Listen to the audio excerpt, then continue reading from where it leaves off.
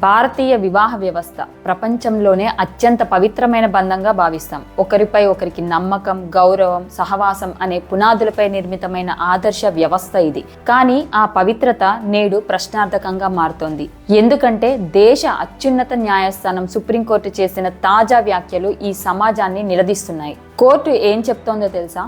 వివాహ వ్యవస్థ కాస్త వరకట్న దురాచారం వల్ల కేవలం ఒక వాణిజ్య లావాదేవీలా మారిపోయిందని. పెళ్లి అంటే ఆర్థిక ఒప్పందమా? ఈ మాట ఎంత ఆవేదన కలిగిస్తున్నాయో, ఎంత తీవ్రమైన నిజాన్ని చెప్తున్నాయో ఆలోచించండి. అసలు కోర్టు ఈ వ్యాఖ్యలు చేయడానికి కారణం ఏంటి? వివాహ బంధంలోకి అడుగుపెట్టిన 4 నెలలకే భార్యకు విషమిచ్చి చంపిన భర్తకు ఓ హైకోర్టు ఇచ్చిన బెయిల్ను రద్దు చేస్తూ సుప్రీంకోర్టు ఈ కీలక వ్యాఖ్యలు చేసింది.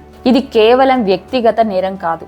వరకట్న చావు అనేది ఒక వ్యక్తిపై మాత్రమే కాకుండా యావత్ సమాజంపై జరిగిన నేరం అని న్యాయ వ్యవస్థ చెప్తోంది.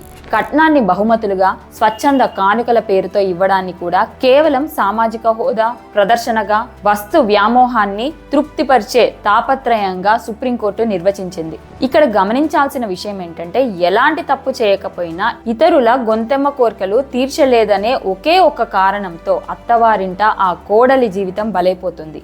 ఇది కేవలం ఒక కుటుంబ విషాదం కాదు, ఇది మానవ గౌరవ మూలాలపై జరిగిన హేయనీయమైన నేరం.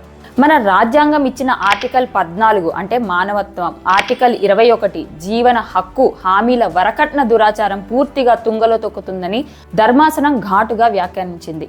న్యాయ వ్యవస్థ స్పందన దృఢంగా ఉండాలి. ఇదే కోర్టు ఇచ్చిన సందేశం. ఇలాంటి నేరాలను ఉపేక్షించి వదిలేస్తే నేరాలు చేసే వారికి ధైర్యం ఇచ్చినట్లవుతుంది. న్యాయ పాలనపై ప్రజా నమ్మకం సడలుతుంది. అందుకే ఈ కేసులో న్యాయం చేయడమే కాకుండా వరకట్న దురాచారాలను చట్టం, సమాజం భరించబోవని నిస్వార్థంగా సందేశం ఇవ్వాల్సిన అవసరం ఉందని కోర్టు తేల్చి చెప్పింది. సుప్రీంకోర్టు చేసిన ఈ వ్యాఖ్యలు కేవలం తీర్పు పత్రంలోని మాటలు కాదు, అవి సమాజాన్ని నిలదీస్తున్న ఓ శక్తివంతమైన మేలుకొలుపు. వివాహ పవిత్రతను భ్రష్టు పట్టిస్తున్న ఈ సాంఘిక దురాచారాన్ని అంతం చేయడంలో న్యాయ వ్యవస్థ తన పాత్ర పోషిస్తోంది.